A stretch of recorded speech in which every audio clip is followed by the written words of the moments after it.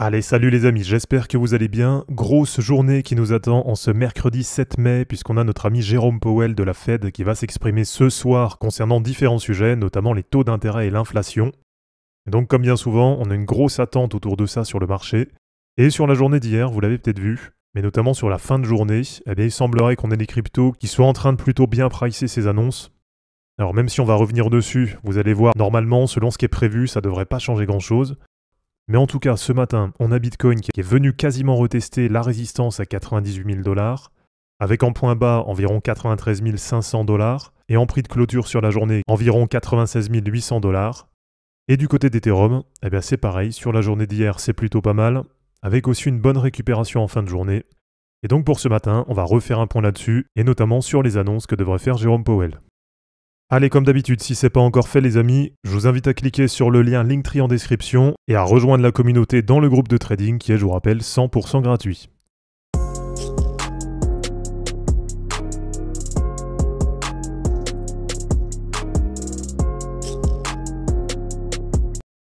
Alors, grosse journée en ce mercredi 7 mai. Et donc pour ce matin, pour le moment, on a les bourses européennes qui ouvrent en légère baisse par rapport à hier. Avec là sur les premiers trades, la bourse de Paris qui perdait 0,44%, la bourse de Francfort 0,02%, la bourse de Londres 0,17% et la bourse de Milan 0,13%. Donc il semblerait que même la victoire de l'Inter hier contre le Barça n'ait pas suffi à booster la bourse de Milan.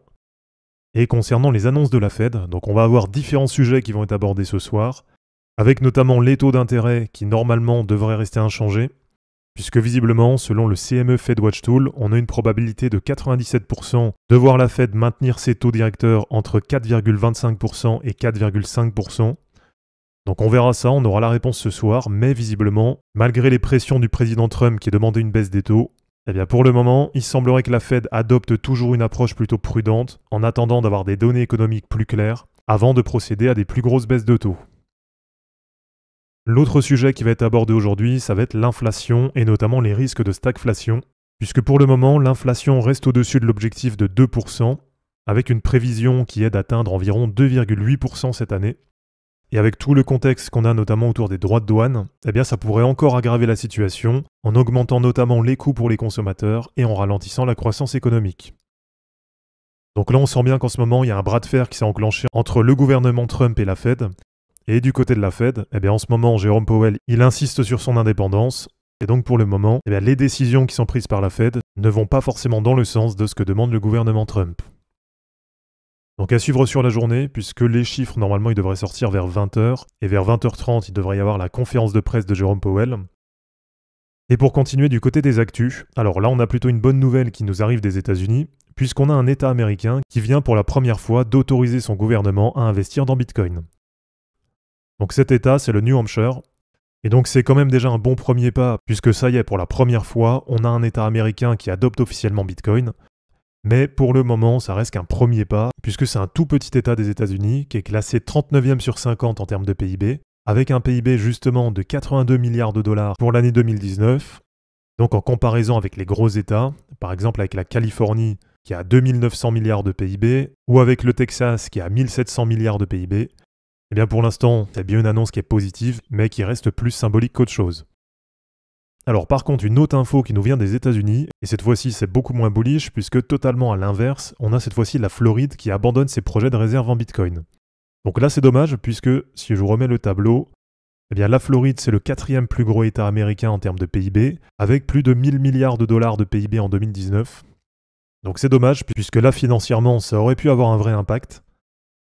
Et puis cette fois en Europe, eh bien on a le Royaume-Uni qui là aussi écarte l'idée d'une réserve nationale en crypto, puisque visiblement il considère que cette réserve stratégique en Bitcoin n'est pas adaptée au marché britannique, mais par contre il considère quand même que la blockchain c'est intéressant, et donc probablement qu'ils vont développer des projets dedans.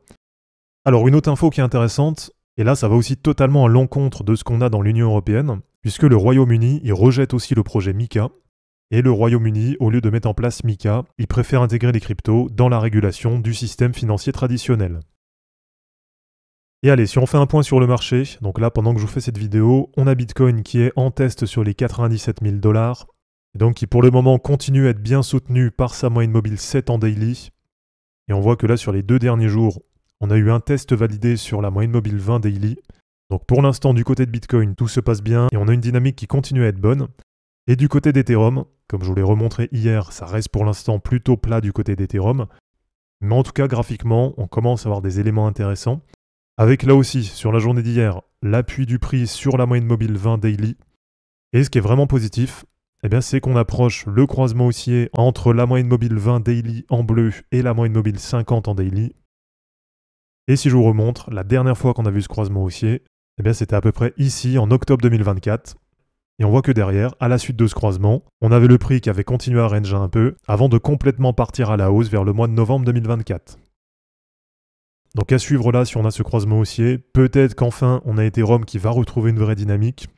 Et là, ce qui commence aussi à être intéressant, c'est que sur la paire ETH-BTC, là, ça fait à peu près un mois qu'on est dans un range, donc ça reste à peu près dans les mêmes niveaux. Donc là, enfin, ça faisait très longtemps que ça n'avait pas été le cas, mais on a Ethereum qui arrive à peu près à tenir la perf de Bitcoin. Et on voit que sur du daily, ça commence à enchaîner les divergences haussières.